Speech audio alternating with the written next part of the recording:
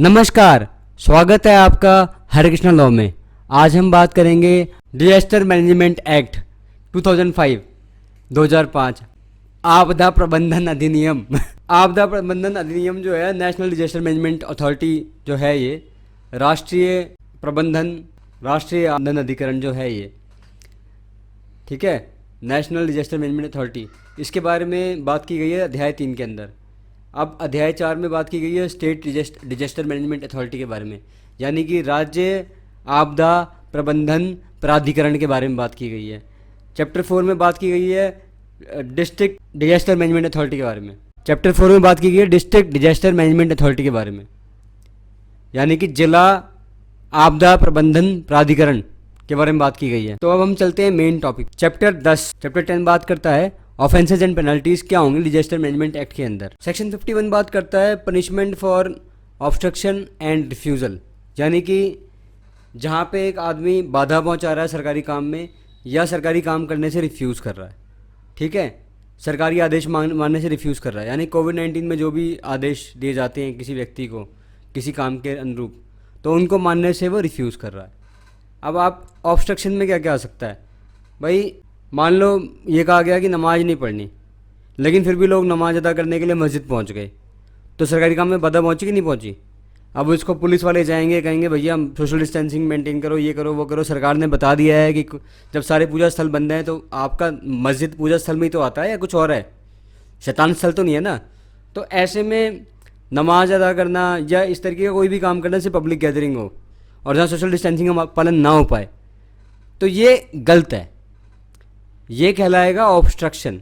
अब obstruction basically कई प्रकार के हो सकते हैं। अगर सेंट्रल गवर्नमेंट ने गाइडलाइंस इशू की हो, स्टेट गवर्नमेंट ने गाइडलाइंस इशू की हो, अगर कोई एम्प्लॉई अपना जो डिस्चार्ज कर रहा है ड्यूटी को वो नेशनल अथॉरिटी से बिलोंग करता हो, स्टेट अथॉरिटी से बिलोंग करता हो, डिस्ट्रिक्ट अथॉरिटी से बिलोंग करता हो, यानी कि पुलिस, आर्मी, नेवी, कोई भी जगह का बंदा अगर ये कह रहा है कि आप ये कार्य ना करें और फिर भी वो व्यक्ति वो कार्य कर रहा है, तो ये बाधा के अनुरूप माना जाएगा। कोविड-19 में जितने भी आरोग्य सेतु पे गाइडलाइंस वगैरह दिए गए हैं, ये सब अगर उनको फॉलो नहीं किया जा रहा तो एक तरीके से सरकारी काम में बाधा पहुंचाया जा रहा है। और अगर ऐसे में सरकारी व्यक्ति चाहे तो उस बाधा पहुंचाने वाले व्यक्ति या उन बाधा पहुंचाने वाले व्यक्तियों के खिलाफ धारा 51 में कार्रवाई कर सकता है, सेक्शन 51 में पनिशमेंट दे सकता है। अब इसके अलावा एक और बात आती है कि भाई कोई अगर रिफ्यूज़ करता है कि मैं इन डायरेक्शंस को नहीं मानूंगा, एक तो ऑब्स्ट्रक्शन हो गया कि मैं नहीं करूंगा, एक हो गया रिफ्यूज़ल में भी भाई मैं नहीं करता इसको। एक तरफ तो कोई सरकारी काम करने जा रहा है, कह रहा है कि भैया आप जो है आप ये काम ना करें, तो वो कह रहा है भाई तू होता कौन है बोलने वाला, ये हो गया ऑब्स्ट्रक्शन। और रिफ्यूज़ल ये हो गया कि जिस बंदे को बोला जा रहा है कि आप ये काम कर लो, लेकिन वो व्यक्ति भी कह रहा है कि मैं नहीं करूँगा, स्ट्रेट फॉरवर्ड उसने मना कर दिया, इसे कहेंगे रिफ्यूज़ल। तो एक तरफ सरकारी आदमी को काम ना करने देना और दूसरी तरफ सरकारी आदमी काम में बाधा बनना बाबत कोविड-19 को रोकने के। तो ऐसे में फिर ये धारा 51 में पनिशमेंट के चांसेस बन जाएंगे। अब कौन कौन बचा हुआ है, मान लो, चलो शुरुआत मुस्लिमों से की थी, मुस्लिमों पे ही चलते हैं। अगर कोई हमारा मुस्लिम भाई सब्जी का थैला लेकर के जा रहा है सब्जी लाने के लिए और अकेले जा रहा है, मास्क लगा के जा रहा है, तो आप उसे नहीं मार सकते, क्योंकि वो नॉर्म्स का पालन कर रहा है, वो रूल्स रेगुलेशंस का पालन कर रहा है। और यहाँ पे एक सबसे बड़ी चीज़ है कि ये जो पूरा एक्ट है ना, ये रीजनेबल कॉज पे इस्टेब्लिश्ड है, यानी कि उसके पास रीजनेबल कॉज अगर होगा तो ये एक डिफेंस है, और ऐसे डिफेंस के होते हुए कोई भी पुलिस वाला उसको सेक्शन 51 के अंदर चार्ज नहीं करेगा। और अगर चार्ज कर भी देता है तो ही कैन लेटर ऑन, जब केस लड़ा जाएगा तो वो ये डिफेंस ले सकता है कि मैंने मास्क लगा रखा था, मैं किसी काम से जा रहा था, मैं तफरीबाजी या लफंडरबाजी करने नहीं जा रहा था, मुझे घर में राशन की ज़रूरत थी, मुझे घर में दवाइयों की ज़रूरत थी, इस तरीके से कोई भी ज़रूरत उसकी हो सकती है। अगर वो अकेला जा रहा है, सोशल डिस्टेंसिंग का मेंटेन कर रहा है, हर चीज़ का पालन कर रहा है, हर नियम हर आदेश का पालन कर रहा है, तो ऐसे में एक रीजनेबल कॉज बनता है उसका बाहर जाने का या उन नियमों को थोड़ा फ्लेक्सिबल बनाने का। तो ये अगर व्यक्ति के पास रीजनेबल कॉज है तो उस समय में सेक्शन 51 उस पर लागू नहीं होगी, ये यहाँ समझने वाली बात है और यही समझने वाली बात है। तो ये बचाव भी है आपका, तो गलत ना समझे, उदाहरण सोच समझ के ही दिया था। अच्छा, धारा 52 में ये है कि कोई भी जानते बूझते हुए अपने उसको ज्ञान है इस चीज़ का कि वो गलत करने जा रहा है, गलत कर रहा है, लेकिन फिर भी वो एक फॉल्स क्लेम करता है। क्या फॉल्स क्लेम करता है? कि भाई उसको पता है कि ये जो चीज़ है ये फॉल्स है, उसके दिमाग के हिसाब से ये गलत है, या उसको वो कोई भी आम आदमी अगर सोचेगा तो उसको समझ में आ जाएगा कि मैं जो ये बात कहने जा रहा हूँ ये बिल्कुल ही गलत है, मतलब उस पर विश्वास नहीं आ सकता, वो उस बात को चाहे स्प्रेड करे चाहे कुछ भी करे। तो ऐसे में अगर वो ऐसी कोई गलत अफवाह फैला करके कोई रिलीफ लेना चाहे, जैसे राशन लेना चाहे या कुछ और करना चाहे, तो ये गलत है। अब मान लो कि कई बार ऐसा होता है कि कहीं बाढ़ आ जाती है, या अभी एपिडेमिक की सिचुएशन है, या और भी कई सारी कंडीशंस होती हैं जहाँ पे दिक्कतें आ जाती हैं। तो ऐसे में वहाँ पे एक आदमी जो परेशान नहीं है वो बाकी परेशान आदमियों का सहारा लेकर कहता है कि मैं भी परेशान हूँ। तो चूंकि अब वो दिखा रहा है कि मैं परेशान हूँ, तो ऐसे में वो राहत की मांग करेगा, और जब वो राहत सामग्री की मांग करेगा तो राहत सामग्री से दी जाएगी। लेकिन ये एक गलत मांग है, अनुचित मांग है ये, तो ऐसे व्यक्ति को सज़ा मिलनी चाहिए। तो ऐसे व्यक्ति के लिए सज़ा का प्रावधान 2 साल का रखा गया है। किन परिस्थितियों में उसे सज़ा दी जाएगी? जब वो ये मांग central government, state government, national authority, state authority या डिस्ट्रिक्ट अथॉरिटी से ऐसी कोई मांग करता है, तो इन हालातों में अगर उसकी मांग पूरी कर दी जाती है या मौके पर पाया जाता है कि अनुचित मांग कर रहा है, इंस्पेक्शन के दौरान पाया जाता है कि अनुचित मांग कर रहा है, तो ऐसे में धारा 52 के तहत उसके ऊपर 2 साल सज़ा होने पर 2 साल की सज़ा उसे मिलेगी और जुर्माना भी लग सकता है। तो कृपया अनुचित मांग ना करें। धारा 52 डिजास्टर मैनेजमेंट एक्ट में ये दंडनीय अपराध है। धारा 53 जो है वो बेसिकली जो भी ये मौकाप्रस्त लोग होते हैं ना, जो डिजास्टर मैनेजमेंट में क्या करते हैं कि भाई राशन की दुकान वाला है, उसे राशन पीछे से आ रहा, सरकार से बढ़िया राशन दे रही है, लेकिन वो क्या करता है कि वो इसकी ब्लैक मार्केटिंग शुरू कर देता है, कालाबाजारी शुरू कर देता है। राहत संपदा का बहुत सारा सामान आया कि भाई जो लोग बेचारे सड़क पे भूखे प्यासे पड़े हुए हैं उनको जाके खाद्य सामग्री दी जाए, उन्हें खाना प्रोवाइड किया जाए, खाना मुहैया कराया जाए। लेकिन होता क्या है कि जो ये हमारे समझदार लोग जो पीछे ब्लैक मार्केटर्स होते हैं ना, जो मौके की तलाश में रहते हैं हमेशा, वो क्या करते हैं, मौका पाते ही चीज़ों को ब्लैक मार्केट करना शुरू कर देते हैं और वो उन चीज़ों को बेचना शुरू कर देते हैं या अपने प्रयोग में ले आते हैं। यानी कि जैसे चावल मिला 5 टन, भैया इसे रखो अपने पास और इसे आगे की तरफ बांट दो गरीबों को। किया क्या, 1 टन अपने पास रखा और 4 टन आगे अपने गांव में भिजवा दिया, वहीं बिकवा के ख़त्म। तो ये हुआ क्या, एक सरकारी महकमे के बंदे को जो काम दिया गया था, उसने उस काम को करने के बजाय उस प्रॉपर्टी को मिस अप्रोप्रिएट कर दिया, उसका प्रयोग अपने लिए कर लिया या अपने फ़ायदे के लिए कर लिया। उसके मिस अप्रोप्रिएशन से सामने वाले को रॉन्गफुल लॉस हुआ और उसे रॉन्गफुल गेन हुआ। यानी कि सामने वाले को जो मिलना चाहिए था वो नहीं मिला और उसे जो नहीं मिलना चाहिए था वो मिल गया। तो ये धारा 53 बताती है कि जब एक सरकारी कर्मचारी किसी राहत सामग्री को जो उसकी नहीं बनती, वो उस पर अपना कब्जा गलत तरीके से कर लेता है और जिसको वो देनी चाहिए थी उसको नहीं देता, तो धारा 53 में उसे सज़ा मिलनी चाहिए। कितनी सज़ा मिलनी चाहिए? 2 साल। 2 साल की सज़ा मिलनी चाहिए उसको और साथ में जुर्माना भी लगेगा। अब हमारे कई सारे ऐसे साथी हैं जो फॉल्स वार्निंग फैलाने में और चीज़ों को भ्रमित करने में, लोगों को भ्रमित करने में बहुत एक्सपर्ट है। सोसाइटी में आपको बहुत सारे ऐसे लोग मिल जाएंगे जो चीज़ों को भ्रमित करने में बहुत एक्सपर्ट है। अरे भैया फलाने एरिया में राशन खत्म हो गया, अरे भैया घर के बगल में कोविड-19 वाला पेशेंट है, वो आप अपने घर के अंदर भी रहोगे ना तो भी आपको कोविड-19 हो जाएगा उससे। ऐसे लोग भरे पड़े हैं। कोविड-19 के जो वो जहाँ वो क्वारंटाइन करने ले जाते हैं ना, वहाँ पे वो किडनी, लीवर, गुर्दा सब निकाल लेते हैं सरकारी हॉस्पिटल में। ऐसे लोग मिलेंगे आपको। इस तरीके की फॉल्स वार्निंग देने वाले लोगों को धारा 54 में स्पेशल प्रावधान दिया गया है। धारा 54 में ऐसी फॉल्स वार्निंग देने वाले लोगों को 1 साल की सज़ा और जुर्माना। धारा 54 में ऐसे फॉल्स वार्निंग देने वालों को 1 साल की सज़ा और जुर्माना। जो ऐसे भ्रामक बातों को फैलाते हैं, सर्कुलेट करते हैं या उनका प्रचार करते हैं या वो खुद उन्हें बनाते हैं, मतलब बहुत क्रिएटिविटी है इन लोगों के अंदर। तो जो ऐसे डिजास्टर के समय में, ऐसी सीवियरिटी के समय में, इतने बुरे समय में, इतने बुरे वक्त में, जब हर आदमी मुश्किल दौर से गुजर रहा है, ऐसे में फॉल्स वार्निंग फैला करके कि भैया तुम्हें पुलिस वाले घर में आके पीटेंगे, तुम मास्क नहीं लगाओगे, घर में मास्क लगा के नहीं बैठोगे तो तुम्हें घर में पुलिस वाले आके पीटेंगे, ये सब फॉल्स वार्निंग जो इस टाइप की बनाता है ना, उसके लिए धारा 54 बनाई गई है। 1 साल की सज़ा का प्रावधान है। पुलिस ऐसे ही किसी के खिलाफ जल्दी कार्रवाई नहीं करती, लेकिन जब कोई अति कर देता है ना, और वो रीजनेबली इस बात को एक्सप्लेन नहीं कर पाता कि उसने अति क्यों की, तो उसे 1 साल की सज़ा का प्रावधान उसके लिए रखा गया है। हाँ, वो अगर ये कह सकता है कि भाई उसको ऐसा जो उसको भ्रमित किया गया था किसी और व्यक्ति के द्वारा, और उसके मोहल्ले के बाकी और लोग भी भ्रमित हो गए थे, तो चलो ठीक है, ऐसे ऐसे में तो बात समझ में आती है। लेकिन ऐसे में उसकी पढ़ाई लिखाई भी देखी जाएगी, कितना पढ़ा लिखा आदमी है, वो भ्रमित हो भी सकता था कि नहीं हो सकता था, उसके दिमाग को परखा जाएगा, जांचा जाएगा। तो ये रीजनेबलनेस की जगह दी गई है इस पूरे एक्ट के अंदर, हर जगह पर। यही अलग करता है इस एक्ट को एपिडेमिक डिजीज एक्ट से, क्योंकि एपिडेमिक डिजीज एक्ट के अंदर एक रीजनेबल मैन की थिंकिंग को हटा दिया गया है। वहाँ पे सिर्फ प्रिजम्पशन है, वायलेंट प्रिजम्पशन। वहाँ पे जो बोल दिया वो एक ब्रिटिश राज है पूरा, जो बोल दिया वही होगा, कोई रीजनेबल थिंकिंग नहीं है, ठीक है।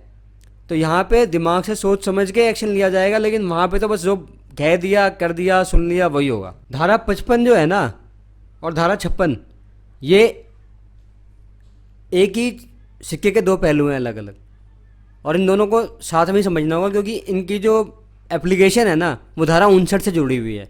सेक्शन 59 जो है वो इनके एप्लीकेशन के बारे में बताता है कि प्रीवियस सैंक्शन लेना पड़ेगा आपको।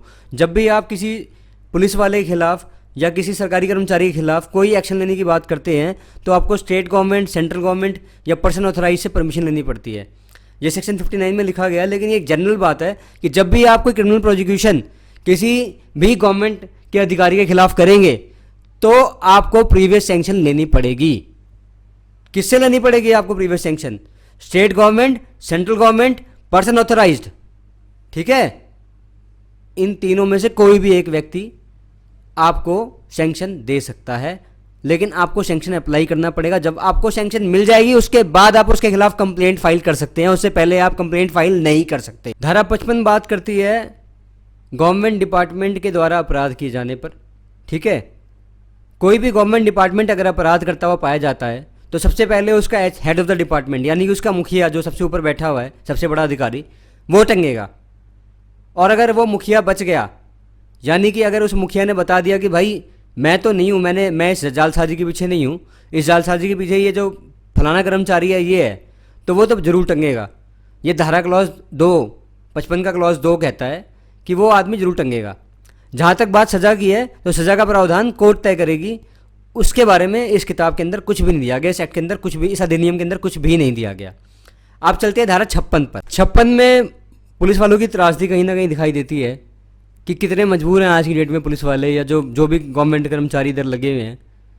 डिजास्टर मैनेजमेंट एक्ट जो है ना, इसके अंदर आप देखो, ये बताते हैं बेसिकली कि भाई जो पुलिस वाले जितने भी लगे हुए हैं, कितनी मुश्किलें हैं इनको। अगर एक नौकरी से एक दिन भी छुट्टी लेते हैं, तो ये इनकी नौकरी तक जा सकती है, और मुकदमा चलेगा वो अलग से। समझने वाली बात है यहाँ पर कि एक पुलिस वाला अपनी नौकरी से मना नहीं कर सकता। आप तो कर सकते होंगे, लेकिन एक पुलिस वाला मना नहीं कर सकता, चाहते हुए भी नहीं मना कर सकता। और अगर वो मना करेगा, तो उसको एक रीजनेबल एक्सक्यूज़ देना पड़ेगा कि भाई घर में कोई दिक्कत है, या उसने रिटर्न सैंक्शन ली थी अपने किसी सीनियर से, या उसके घर में कोई ऐसी दिक्कत आ गई थी जहाँ जान पर बन आई थी,